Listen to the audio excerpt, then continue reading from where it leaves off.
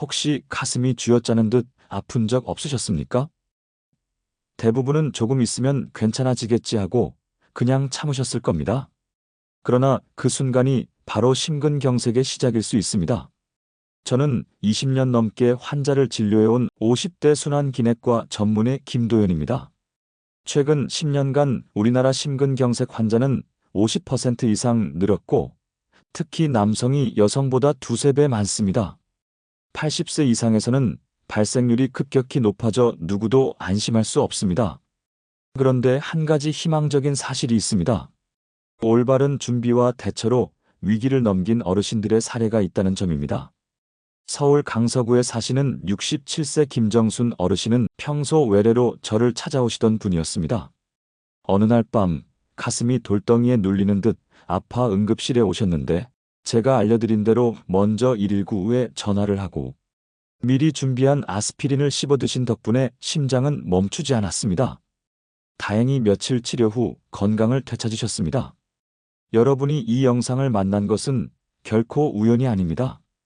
여러분이 스스로 건강한 삶을 선택했다는 증거입니다. 오늘 20분 동안 끝까지 함께 하신다면 심근경색이 왔을 때 당황하지 않고 자신의 생명을 확실히 지킬 수 있습니다. 좋아요와 구독, 알림 설정은 저에게 큰 도움이 됩니다. 심근경색과 심장마비, 누구에게 언제 올지 아무도 모릅니다. 무섭지만 그래서 꼭 이를 알고 현명한 대비가 필요합니다. 오늘의 준비가 내일의 생명을 지킵니다. 챕터 1. 불쑥 찾아온 불청객, 심근경색. 많은 분들이 심근경색과 심장마비를 같은 것으로 생각하시는데, 사실 이 둘은 중요한 차이가 있습니다. 심근경색과 심장마비 관계를 비유로 쉽게 설명해 드리겠습니다. 심근경색은 안방에 불이 난 상황입니다. 아직 거실이나 부엌은 멀쩡하니까 119에 신고하고 초기 대응을 할 수 있습니다. 하지만 불을 끄지 못하고 그냥 두면 어떻게 될까요? 결국 집 전체가 불에 타서 무너져 내립니다. 이때가 바로 심장마비입니다. 안방에 불이 났을 때는 아직 스스로 움직이고 대처할 수 있지만, 집 전체가 불에 타면 그 안에 있던 사람은 스스로 빠져나올 수 없게 됩니다. 심근경색은 이름 그대로 예고 없이 찾아옵니다. 오늘 멀쩡히 걸어다니고 밥도 잘 드셨던 분이 다음 순간 갑자기 가슴을 부여잡고 응급실에 오는 경우가 있습니다. 그래서 불청객이라 부릅니다. 심근경색의 가장 직접적인 원인은 심장에 피를 공급하는 관상동맥이 막히는 것입니다. 혈관 안에서 피떡, 즉 혈전이 생겨 통로를 막아버리면 심장 근육은 더 이상 산소를 공급받지 못하고 죽기 시작합니다. 이렇게 되면 심장은 펌프 기능을 잃고 그 결과 뇌로 가는 혈류가 끊기게 됩니다. 뇌는 산소가 끊기면 단 몇 분도 버티지 못합니다. 진행 과정을 보겠습니다. 막힘이 생긴 직후에는 가슴이 답답하고 쥐어짜는 듯한 통증이 나타납니다. 이때는 아직 의식이 있고 스스로 행동할 수 있습니다. 그러나 혈류 차단이 이어지면 심장은 점차 힘을 잃고 박동이 불규칙해지다가 결국 멈추게 됩니다.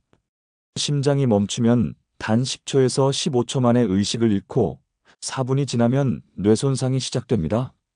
대한심폐소생협회에서는 심정지 환자를 살릴 수 있는 골든타임을 4분 이내라고 설명합니다.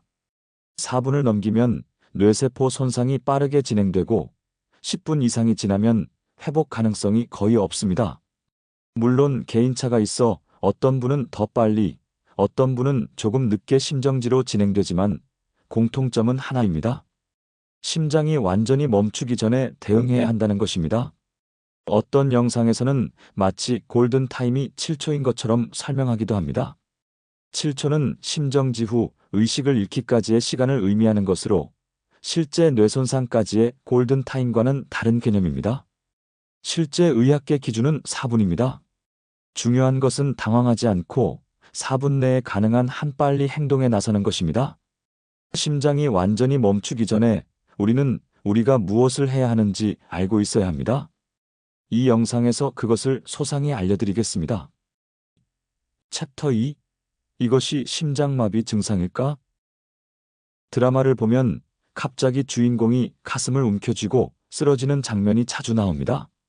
마치 심근경색이 오면 곧바로 의식을 잃는 것처럼 보이지요. 하지만 실제는 다릅니다. 대부분의 경우 그 전에 몸이 보내는 몇 가지 경고 신호가 있습니다. 우리는 이 신호를 놓치지 않고 알아차려야 합니다. 첫 번째는 가슴의 압박감입니다. 누가 돌덩이를 올려놓은 듯 무겁고 쥐어짜는 듯 답답한 느낌이 가장 흔합니다. 통증이라기보다는 짓눌린다는 표현이 맞습니다. 어르신들 중에는 체한 것 같다고 착각하는 경우가 많습니다. 그러나 소화불량은 움직이면 조금 나아지지만 심장마비는 움직일수록 더 심해지는 특징이 있습니다. 두 번째는 팔과 어깨, 턱으로 번지는 통증입니다. 특히 왼쪽 팔이 저리거나 뻐근하게 아픈 경우가 많습니다. 목과 턱까지 불편함이 올라올 수도 있습니다. 흔히 오십견이나 근육통으로 오해하는데 가슴 통증과 함께 나타난다면 반드시 의심해야 합니다. 세 번째는 식은땀과 호흡곤란입니다. 특별히 무리하지 않았는데도 갑자기 땀이 흐르고 숨이 차다면 심장이 피를 제대로 내보내지 못한다는 신호일 수 있습니다. 얼굴이 창백해지고 불안감이 몰려오는 경우도 흔합니다. 네 번째는 어지럼증과 극심한 피로감입니다. 심장은 뇌로 피를 보내는데 기능이 떨어지면 순간적으로 뇌에 피가 부족해집니다. 그래서 어지럽거나 다리에 힘이 풀리는 느낌을 받기도 합니다. 다섯 번째는 소화불량 같은 증상입니다.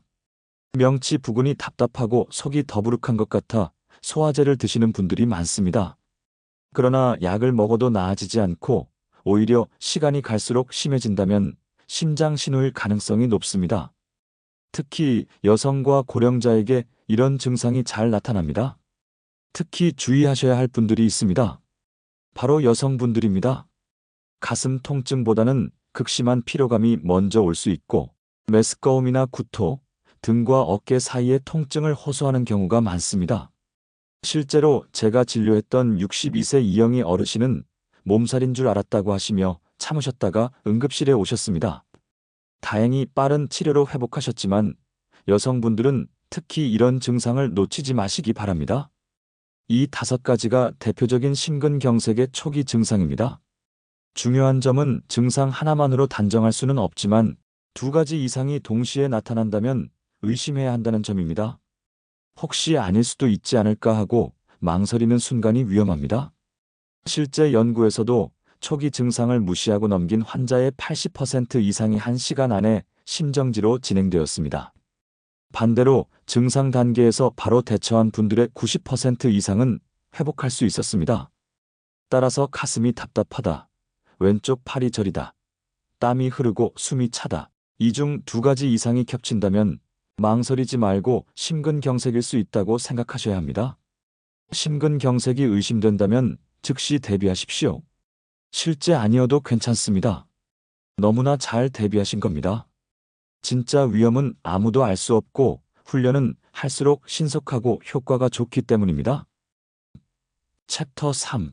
나의 생명을 지키는 시간 4분. 심장마비가 의심되는 순간부터는 단 4분이 생명을 지키는 골든타임입니다. 이 4분 안에 무엇을 하느냐가 이후의 운명을 좌우합니다. 이 행동들은 알고 있으면 누구나 쉽게 할 수 있지만 모르고 있으면 절대로 할 수 없습니다. 병원에 도착하기 전 심장이 멈추지 않도록 우리는 다음을 꼭 기억하고 실천해야 합니다. 여러분 모두 할 수 있고 어렵지 않습니다. 첫 번째는 119 신고입니다. 반드시 가장 먼저 119에 연락해야 합니다. 가족보다도 우선입니다. 구급차가 도착하기까지 평균 7분에서 8분이 걸리므로 최대한 빨리 출동하도록 만드는 것이 생존의 첫걸음입니다. 전화를 걸자마자 즉시 스피커폰으로 바꾸십시오. 그래야 통화하면서 동시에 아스피린을 찾고 자세를 바꿀 수 있습니다. 아직 스피커폰 사용법이 익숙하지 않으시다면 꼭 자녀분이나 가까운 분께 물어보고 연습해 두시길 권합니다. 두 번째는 아스피린 복용입니다. 일반 아스피린 100mg을 준비해 두었다가 증상이 의심될 때 즉시 꺼내어 씹어서 삼키는 것이 가장 효과적입니다. 씹어야 빠르게 흡수되기 때문입니다. 이때 반드시 코팅되지 않은 일반 아스피린을 준비하셔야 합니다. 코팅된 제품은 흡수가 늦어 위급 상황에서는 적합하지 않습니다. 아스피린은 약국은 물론 일부 슈퍼나 편의점에서도 구입할 수 있으니 미리 구입하여 여러 곳에 두는 것이 좋습니다. 단, 반드시 유아나 어린이가 손에 닿지 않는 곳에 보관하십시오. 세 번째는 자세를 세우는 것입니다. 본능적으로 바닥에 눕고 싶지만 절대 눕지 마십시오. 상체를 30도에서 45도 정도 비스듬히 세우면 심장이 뇌로 피를 보내는데 훨씬 유리합니다. 소파에 기대거나 벽에 기대어 앉는 자세가 가장 간단하고 안전합니다. 네 번째는 주변에 큰 소리로 알리기입니다. 혼자 계시다면 큰 소리로 도움을 요청하고 가족이 함께 있다면 즉시 상황을 알려야 합니다. 응급 상황에서는 말이 잘 안 나올 수도 있기 때문에 미리 가족들에게 아스피린 위치와 대처법을 알려두는 것이 중요합니다. 정리하면 4분 안에 해야 할 행동은 119 신고, 아스피린 씹어 먹기, 상체 세워 앉기, 주변에 큰 소리로 알리기입니다. 이 네 가지만 기억해도 위기의 순간 스스로 생명을 지킬 수 있습니다. 챕터 4. 가족과 주변인의 역할. 심장 위기가 찾아왔을 때 곁에 있는 가족과 이웃의 행동이 사람의 생명을 살릴 수 있습니다. 쓰러진 상황을 마주하면 먼저 쓰러진 분이 의식이 있는지, 숨을 쉬는지부터 확인해야 합니다.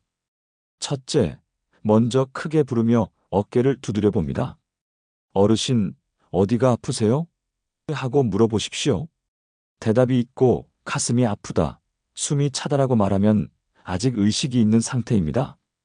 이 경우에는 심근경색을 의심하고 바로 조치해야 합니다. 둘째, 즉시 119에 전화를 걸어야 합니다. 환자의 상태를 짧고 분명하게 알리면 됩니다.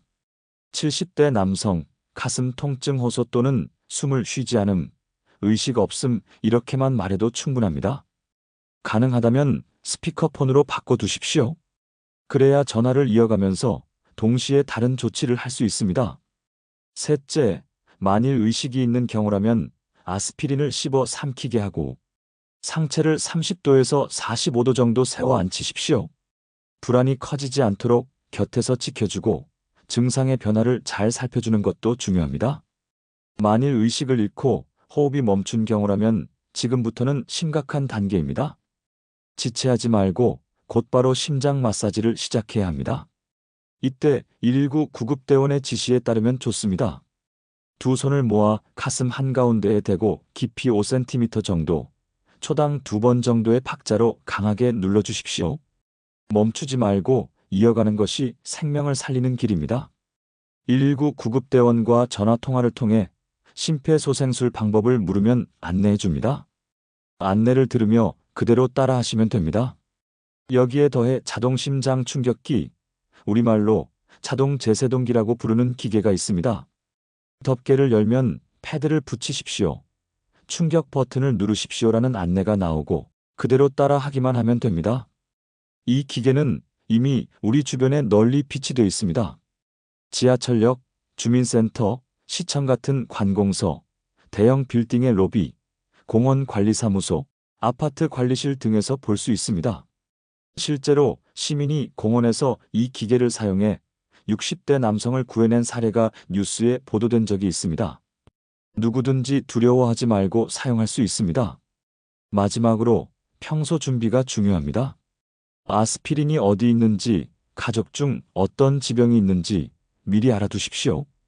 응급 상황이 되면 환자 본인은 말을 못하거나 설명할 수 없으므로 가족이 대신 알려주고 행동해야 합니다. 챕터 5. 예방이 최선의 치료. 심장마비는 갑자기 찾아오는 것 같지만 사실은 오랜 세월 쌓인 생활 습관의 병입니다. 그래서 평소 관리가 무엇보다 중요합니다. 공격이 최선의 방어라는 말이 있듯이 심장 건강에서도 적극적 예방이 곧 최선의 치료입니다. 지금부터는 여러분의 심장을 튼튼하게 지키는 3가지 비법 알려드리겠습니다. 첫째, 꾸준히 몸을 움직이는 습관입니다. 큰 운동이 필요하지 않습니다. 하루 30분 걷기, 가볍게 계단 오르기, 아침마다 스트레칭만 해도 심장은 튼튼해집니다. 중요한 것은 매일 몸이 따뜻해질 정도로입니다. 실제로 제가 진료했던 72세 이정숙 어르신은 매일 아파트 단지를 2바퀴씩 걷고 3층까지 계단을 오르는 습관이 있었습니다.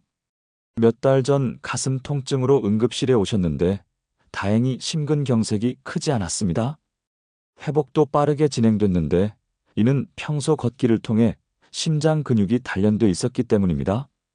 걷는 것이 가능하시다면 버스 한 정거장 걷기, 가까운 공원 산책하기, 아파트 계단 오르기도 좋습니다. 둘째, 음식은 우리 심장을 만듭니다. 심장은 우리가 먹는 음식에 그대로 반응합니다. 저는 식이요법을 뺄셈과 덧셈으로 알려드리겠습니다. 먼저 뺄셈입니다.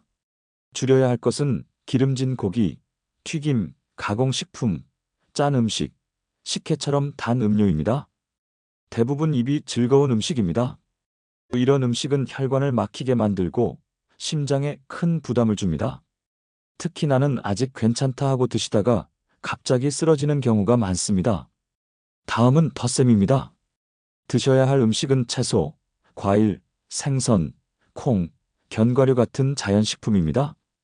특히 엑스트라버진 올리브유 같은 좋은 기름은 심혈관을 보호하는 데 큰 도움이 됩니다. 아침에 샐러드를 드시거나 빵을 드실 때 좋은 올리브유를 함께 곁들여 드시면 좋습니다. 여기에 꼭 기억하셔야 할 것이 있습니다. 고혈압, 당뇨, 고지혈증은 여러분의 심혈관을 망가뜨리고 있습니다. 겉으로는 특별한 증상이 없어서 그냥 지내는 분들이 많습니다. 하지만 이 질환들이 바로 심장병의 씨앗이 됩니다. 이러한 만성 질환을 제대로 관리하지 않고 방치하다가 심근경색으로 응급실에 오시는 어르신들이 많습니다. 셋째, 주치의를 두고 정기적으로 진료받는 것입니다. 정기적인 검진을 통해 혈압, 혈당, 콜레스테롤 수치를 체크하면 큰 도움이 됩니다. 제 환자 68세 박필수 어르신은 특별한 증상이 없었지만 매년 검진을 받으셨습니다. 작년 검사에서 혈관이 좁아진 것이 발견돼 미리 약을 드시고 생활 습관을 바꾸었습니다. 덕분에 큰 사고 없이 지내고 계십니다. 전문 의료인과 평소에 만나서 건강에 관한 얘기를 나누신다면 심장 관련 질환의 위험을 많이 줄일 수 있을 겁니다. 예방이야말로 최고의 치료임을 잊지 마십시오. 챕터 6. 언제 더 조심해야 할까요? 심근경색은 계절과 상황에 따라 발생 위험이 달라집니다. 특히 조심해야 할 때를 알려드리겠습니다. 첫째, 겨울철입니다. 기온이 떨어지면 혈관이 수축하여 혈압이 올라가고 심장에 부담이 됩니다. 특히 따뜻한 실내에서 갑자기 추운 바깥으로 나갈 때 주의하십시오. 외출 전 목도리나 모자로 몸을 충분히 감싸고 나가시기 바랍니다. 둘째, 목욕이나 사우나 할 때입니다. 뜨거운 물에 몸을 담그면 혈관이 급격히 확장되면서 혈압이 떨어집니다. 그 다음 차갑게 식으면 혈관이 다시 수축하면서 심장에 큰 충격을 줍니다. 목욕은 미지근한 물로, 사우나는 짧은 시간만 이용하시고 혼자 하지 마십시오. 셋째, 과로와 스트레스가 심한 상황입니다. 몸과 마음이 지치면 혈관에 염증이 생기고 혈전이 더 잘 만들어집니다. 명절이나 이사, 가족 행사 등으로 무리하신 후에는 특히 조심하시기 바랍니다. 넷째, 여행을 떠날 때입니다. 평소보다 많이 걷거나 무거운 짐을 들고 생활 패턴이 바뀌면서 몸에 부담이 됩니다. 여행용 구급약에는 반드시 아스피린을 포함하시고 현지 응급실 위치를 미리 확인해 두십시오. 여러분, 이 영상을 끝까지 보신 순간부터 여러분 장수 확률은 50% 더 높아졌습니다. 전쟁을 대비하여 민방위 훈련을 계속하듯 우리도 심장마비가 오지 않도록 평소에 준비하고 대비하는 습관이 중요합니다. 어렵고 거창한 것이 아닙니다. 미리 알고 준비해 두기만 하면 위기의 순간에도 침착하게 대응할 수 있습니다. 그리고 생존 확률을 높일 수 있습니다. 오늘 우리는 심근경색과 심장마비의 차이, 5가지 주요 증상, 그리고 생명을 구하는 4분 골든타임의 4가지 대응법을 배웠습니다. 이러한 지식은 여러분을 지키는 든든한 방패막이가 될 것입니다. 오늘 배우신 내용을 저장해 두었다가 가끔 반복해서 보면서 외워주십시오. 그러면 여러분은 자신의 생명을 여러분의 손으로 지킬 수 있습니다. 이는 멋지고 당당한 것입니다. 이 영상이 도움이 되셨다면 좋아요와 구독, 알림 설정 부탁드립니다. 이 정보가 필요한 주변 분들에게도 공유해 주시면 좋습니다. 여러분 모두 건강하시고 장수하십시오.